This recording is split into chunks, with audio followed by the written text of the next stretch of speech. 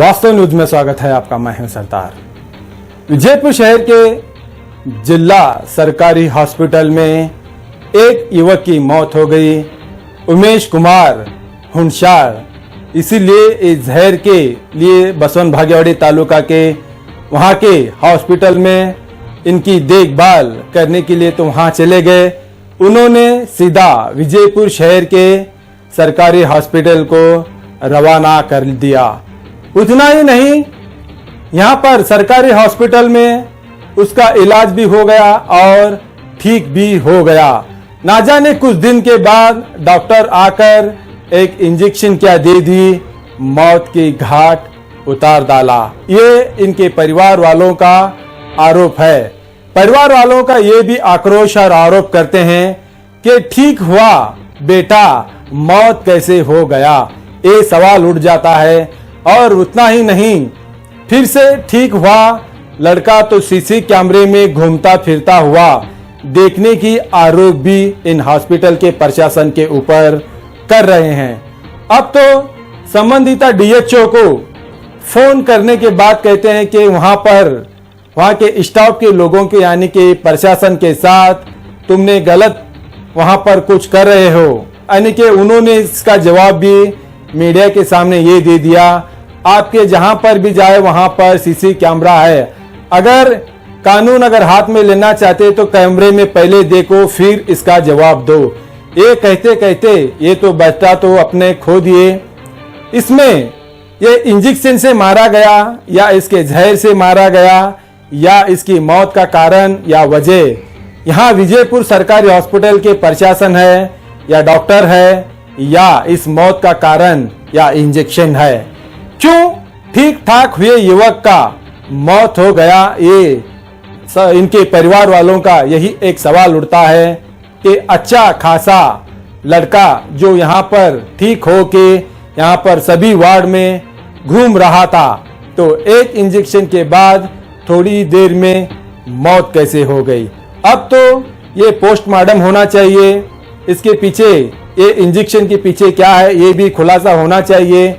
अगर नहीं हो गया तो सरकारी हॉस्पिटल में तो छोड़ो, पर सारे डॉक्टरों को ऊपर भी विश्वास करना जनता का एक सवाल उठ जाता है। यानी कि कौन सा इंजेक्शन देते हैं या कौन सी दवा गोलियां देते हैं ये तो डॉक्टर को ही मालूम होता है, मरीज को नहीं। क्योंकि डॉक्टर ऐसे होते हैं, डॉक्टर कौन सी गोली दे तो मरीज खा जाता है, अगर कौन सी इंजेक्शन भी दिए तो इंजेक्शन लिया जाता है। अगर किस कारण से मौत होती है ये तो पता नहीं। अब तो इसका तो मौत हो गया लड़के का। अगर इस पोस्टमार्टम में अगर किस वजह का ये मौत का कारण अगर पता चलता है तो संबंधित जो डॉक्टर्स है यहाँ पर इंजेक्शन दिए तो उन पर तो कानूनी कार्रवाई सख्त से सख्त होना ही चाहिए। अब तो लोग ये कहते हैं कि विजयपुर सरकारी हॉस्पिटल स्टेट में कर्नाटका में नंबर 1 पर आया सरकारी हॉस्पिटल अब 0 पर आ रहा है। ताकि इन हॉस्पिटल की इलाज तो देखभाल अच्छी हो रही थी, ना जाने दिन ब दिन इस हॉस्पिटल पर ना जाने कितने आरोप कितने सवाल उठ रहे हैं। अब तो आते हुए दिन में पता चल जाएगा। अब तो ये मरे हुए व्यक्ति का पोस्टमार्टम रिपोर्ट के बाद क्या करती है पुलिस तहकीकात, अगले एपिसोड में हम आपको यही कहानी लेकर आएंगे। देखेंगे एक रिपोर्ट।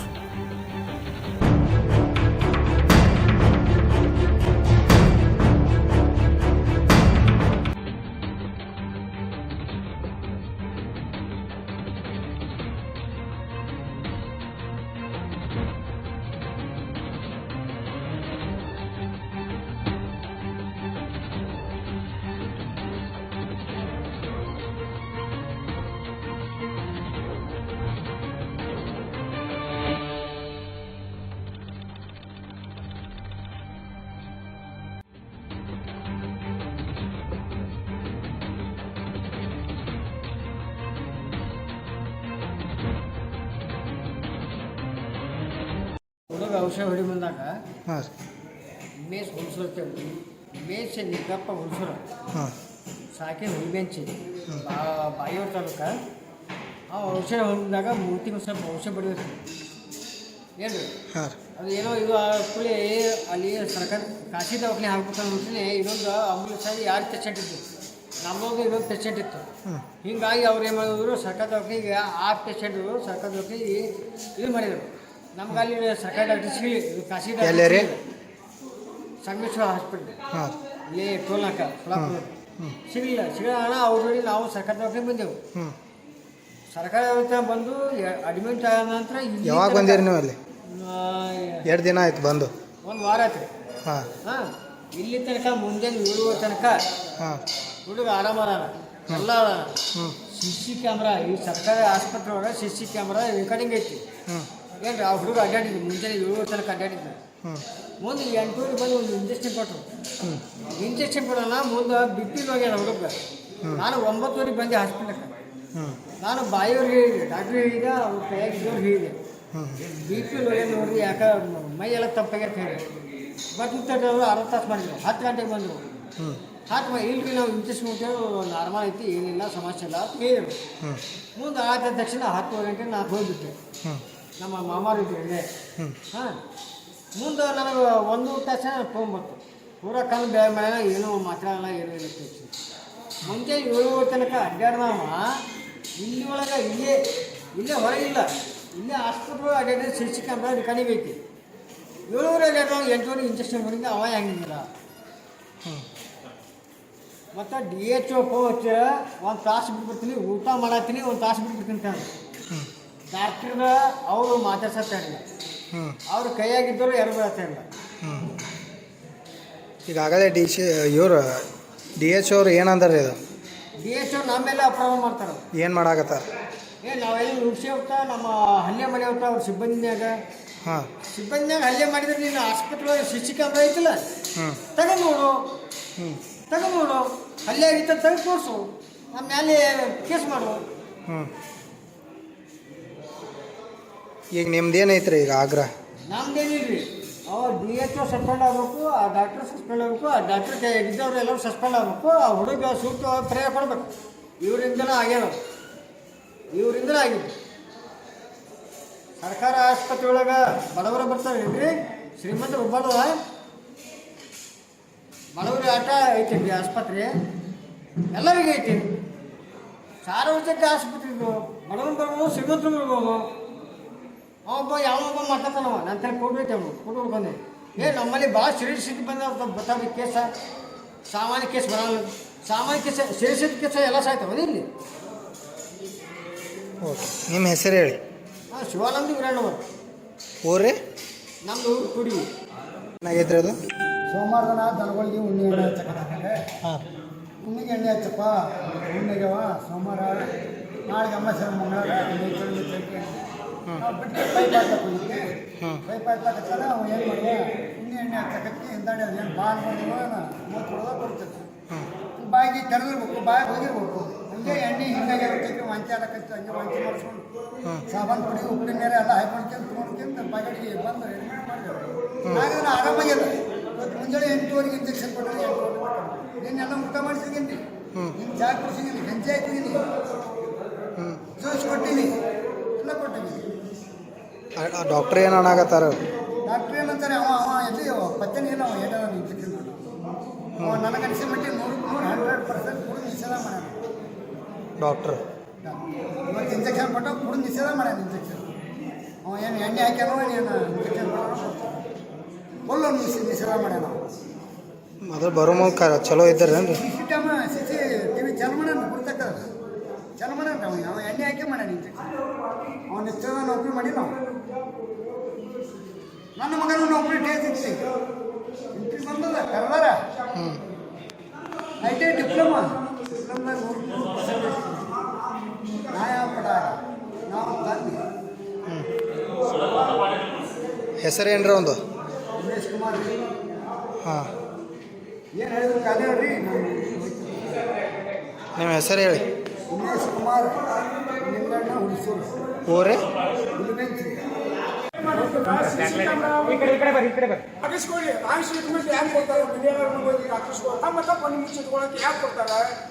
ನಮಗೆ ಅನ್ಯಾಯ ಆಗಿದ್ದರೆ ನಾವು ಕೇಳಕ್ಕೆ ಹೋದ್ರೆ ನಮಗೆ ಸರಿಯಾಗಿ ರೆಸ್ಪಾನ್ಸ್ ಅವ್ರು ಮಾಡೋದು. ಮತ್ತು ನಮ್ಮ ಸಿಬ್ಬಂದಿ ಮೇಲೆ ಹತ್ಯೆ ಮಾಡ್ಯಾರ ಅಂತ ಹೇಳಿ CC ಕ್ಯಾಮ್ರಾ ಅದಾವ ಅಂತ ಹೇಳ್ತಾರೆ. ನನ್ನ ಪೇಷಂಟಿಗೆ ಏನು ಟ್ರೀಟ್ಮೆಂಟ್ ಕೊಟ್ಟಾಗ ಅದನ್ನು CC ಕ್ಯಾಮ್ರಾ ಅಂತ ತೋರಿಸ್ರಿ ಅವರು.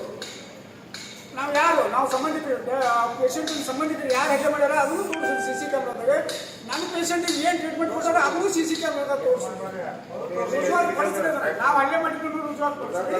ಅವ್ರು ಏನು ಟ್ರೀಟ್ಮೆಂಟ್ ಕೊಟ್ಟಾರ, ಯಾವ ಇಂಜೆಕ್ಷನ್ ಏನು ಟ್ರೀಟ್ಮೆಂಟ್ ಕೊಟ್ಟಾರ, ಅಲ್ಲಿ ICU-ನ್ಯಾಗೂ CC ಕ್ಯಾಮ್ರಾ ಅದಾವ. ಅದು ತೋರಿಸ್ರಿ. ಅದು ನಮ್ಗೆ ಯಾವ ಟ್ರೀಟ್ಮೆಂಟ್ ಕೊಟ್ಟಾರ, ಏನು ಕೊಟ್ಟಾರ. ಒಬ್ರು ಕೈಲಿ ಎಪ್ಪಟ್ಟೊಂದು ಕೇಸಿ ನಮ್ಮ ಸ್ಟಾಫ್ ನರ್ಸ್ ಇದ್ದಾವ ಪರಾಗಿನೇ.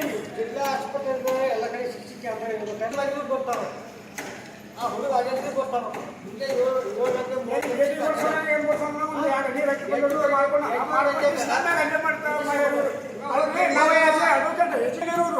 ನಾವು ಒಬ್ರು ಗೌರ್ಮೆಂಟ್ ಸರ್ವೆಂಟ್ ಮೇಲೆ ಡ್ಯೂಟಿ ಮ್ಯಾಗಿದ್ದಾಗ ನಾವು ಹೆಂಗೆ ಹಲ್ಲೆ ಮಾಡ್ತೀವಿ, ಹಲ್ಲೆ ಮಾಡ್ಬೇಕಂದ್ರೆ ನಮಗೆ ಅನ್ಯಾಯ ಮಾಡಿದ್ರೆ ಇವ್ರಿಗೆ ಯಾವುದೇ ರೀತಿ ಮಾಡ್ಬೇಕು.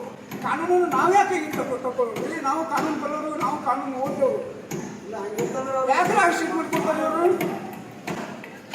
20 ಮಂದಿ ಪೊಲೀಸರು ಕಲಿಸ್ತಾರೆ, 40 ಮಂದಿ ಮೆಡಿಕಲ್ ಡಿಪಾರ್ಟ್ಮೆಂಟ್ ಸ್ಟಾಫ್ ನಿಲ್ಲಿಸ್ತಾರೆ. ನಮ್ಗೆ ಸಂಭಾಷಿಸಿದಾಗ ಹೊರಗೆ ಹಾಕೋರು ಇವರು. ನಮ್ಗೆ ತಪ್ಪಲ್ಲಿ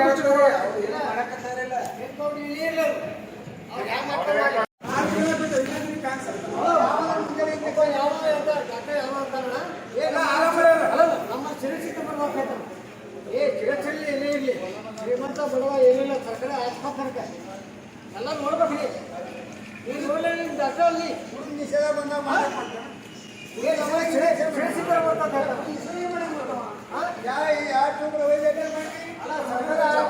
ಸರ್ಕಾರಿ ಆಸ್ಪತ್ರೆ ಚಿಕಿತ್ಸೆ ಬರ್ತಾರೆ. ಯಾರಿದ್ರು ಕಳ್ಸಂದ್ರೆ ನೋಡೋಣ, ಅವ್ರು ಬರ್ಲಿಲ್ಲ. ಕರ್ಸಿ ಅವ್ರಿಗೆ ಯಾರು ಡಾಕ್ಟರ್ ಇದ್ರು, ಯಾರು